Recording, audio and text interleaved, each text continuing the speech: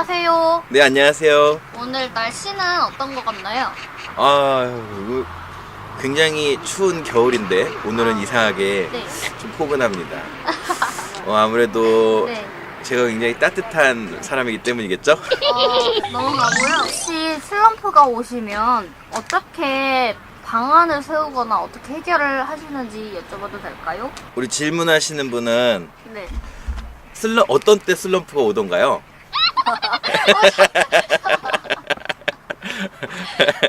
질문을 당해버렸고. 저는 응, 그림을 완성도 있게 다 그리다가 응, 갑자기 그림이 안 그려져요.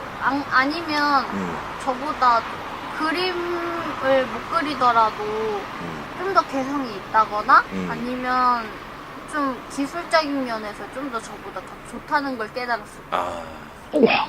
굉장히 핵심적인 슬럼프가 오는 상황을 잘 이야기한 것 같은데요. 네. 첫 번째로 슬럼프가 오는 상황은 사실 굉장히 실력이 많이 늘었을 때예요. 실력이라는 게 계속 끊임없이 느는 게 아니거든요.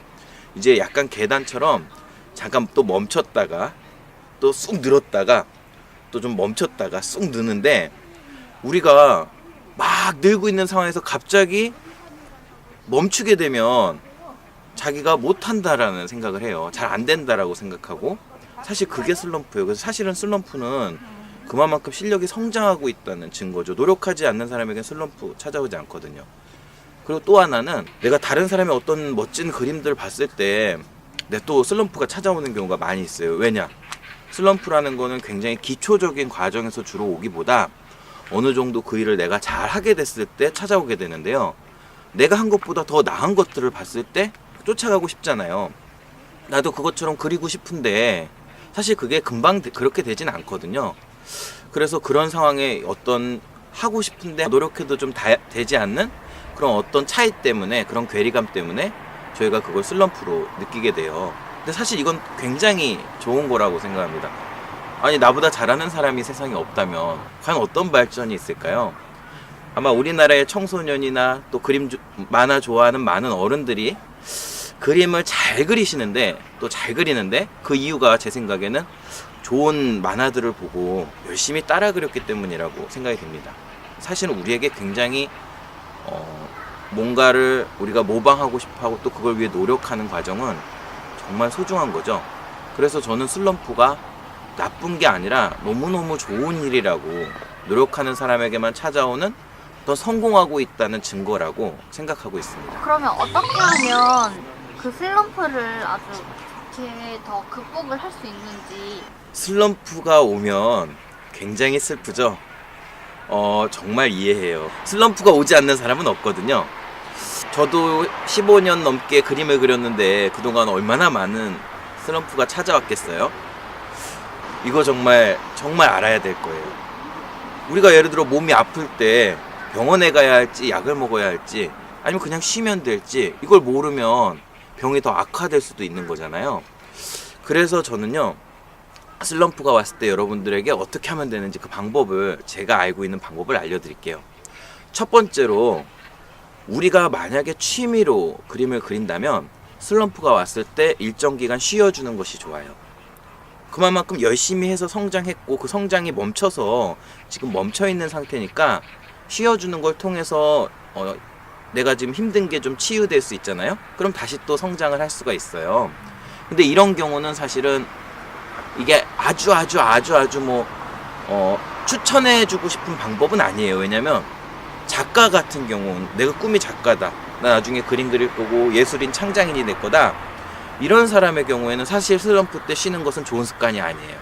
그런 사람은 슬럼프 때 지금 여러분들이 하시는 것처럼 울면서 겨자 먹기로 계속 연습을 꾸준히 해야 되는 거예요. 왜냐? 슬럼프는요 계속 찾아와요. 나중에 여러분들이 어른이 돼서 작가가 돼도 찾아올 건데, 내가 아주 중요한 어떤 프로젝트라든지 아니면 어떤 연재를 하는 와중에 정말로 이 슬럼프가 찾아와 버리면 여러분 어떻게 되겠어요? 좋은 작품을 연재하다가도 아마 하루아침에 그 모든 것을 다 잃고 또 모든 것을 다 멈춰야 될 경우가 생길 수 있거든요.